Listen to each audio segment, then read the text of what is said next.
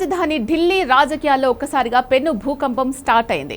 కేంద్ర మంత్రివర్గంలో మునుపెన్నడూ లేని విధంగా అత్యంత భారీ మార్పులు చేర్పులు జరగబోతున్నాయంటూ కొన్ని లీక్స్ బయటపడ్డాయి. బీజేపీ జాతీయ నేత నితిన్ నబీన్ తన కొత్త టీంను రెడీ చేయడంతో అటు కేబినెట్ ప్రక్షాళనకు కూడా ముహూర్తం ఫిక్స్ అయిందని టాక్ వినిపిస్తోంది.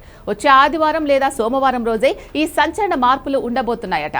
అసలు ఎవరూ ఊహించని విధంగా ఆర్బీఐ మాజీ గవర్నర్ శక్తికాంత దాస్ గారికి మంత్రి పదవి ఇవ్వడం దగ్గర నుండి నిర్మలా సీతారామన్, ధర్మేంద్ర ప్రధాన్ లాంటి టాప్ లీడర్ల శాఖలు మార్చడం, తొలగించడం వరకు లిస్ట్ చాలా షాకింగ్ గా ఉంది.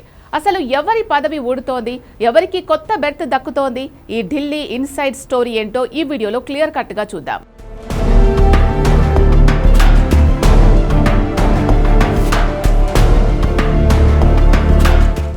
ఈ లీక్స్ లో అన్నింటికంటే most interesting point Shaktikanta Das గారి ఎంట్రీ.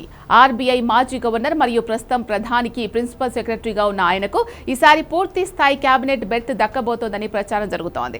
ఆయనకు ఆర్థిక శాఖ అప్పగిస్తారా అనే చర్చ నడుస్తోంది. మరోవైపు ప్రస్తుత ఆర్థిక మంత్రి నిర్మలా సీతారామన్ ను హెచ్ఆర్డీ విభాగానికి బదిలీ చేసే అవకాశం ఉందట. ఇక ఇటీవల నీట్, సిబిఎస్ఈ వివాదాలతో తీవ్ర ఒత్తిడిలో ఉన్న విద్యాశాఖ మంత్రి ధర్మేంద్ర ప్రధాన్ తో పాటు హార్దీప్ పూరీలను కేబినెట్ నుంచి పూర్తిగా తొలగించే ఛాన్స్ ఉందని ఢిల్లీ వర్గాలు అంటున్నాయి. ఇక కూటమి రాజకీయాల విషయానికి వస్తే ఉద్ధవ్ ఠాకరే వర్గం నుండి 6 ఎంపీలను ఎన్డీఏ కూటమిలోకి తీసుకొచ్చినందుకు గాను శివసేనకు పెద్ద ప్రతిఫలమే దక్కబోతోంది. సీఎం ఏకనాథ్ షిండే కుమారుడు ఎంపీ శ్రీకాంత్ షిండేకు ఈసారి కేబినెట్ బెర్త్ దక్కడం దాదాపు ఖాయమంటున్నారు. అలాగే పంజాబ్ రాజకీయాల్లో ఆప్ నుండి ఫిరాయించిన వారికి కూడా బహుమతి అందనుంది. లవ్లీ ప్రొఫెషనల్ యూనివర్సిటీ అధినేత అశోక్ మిట్టల్ అలాగే రాఘవ్ చెద్దా మధ్య ఒక బెర్త్ కోసం తీవ్ర పోటీ నడుస్తోంది.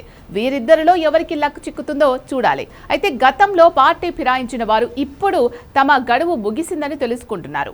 రవనీత్ బిట్టు స్థానంలో ఆర్ఎస్ఎస్ బలమైన నాయకుడు తరుణ్ చుగ్ని నియమించి పంజాబ్ ఎన్నికలకు బలాన్ని చేకూర్చాలని బీజేపీ ప్లాన్ చేస్తోంది. ఈ మార్పులు ఇక్కడితో ఆగడం లేదు. అనురాగ్ ఠాగూర్ ఈసారి పూర్తి స్థాయి కేబినెట్ బెర్త్తో తిరిగొచ్చే అవకాశం ఉంటే Meerut MP, Ramayanam serial fame Arun Govil కు కూడా ఈసారి మంత్రి పదవి దక్కవచ్చట.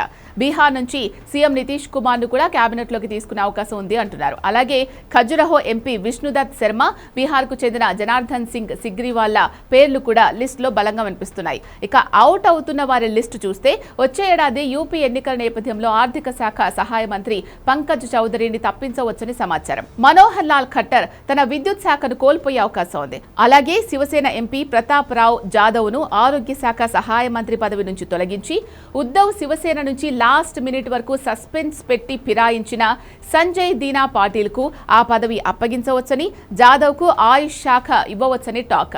వీరందరితో పాటు మరో 6 మంది సహాయ మంత్రులకు ఉద్వాసన పలకడం ఖాయంగా కనిపిస్తోంది. నితిన్ నబీన్ కొత్త టీం వేస్తున్న స్కెచ్, రాబోయే 5 రాష్ట్రాల ఎన్నికలను దృష్టిలో పెట్టుకుని మోదీ చేస్తున్న ఈ భారీ కేబినెట్ పునర్వ్యవస్థీకరణ లీక్స్ నిజంగానే మైండ్ బ్లాంక్ చేస్తున్నాయి. మరి ఆది సోమవారంలో జరగబోయే ఈ మార్పుల్లో ఏ లీక్ నిజమవుతుంది అనేది చూడాలి.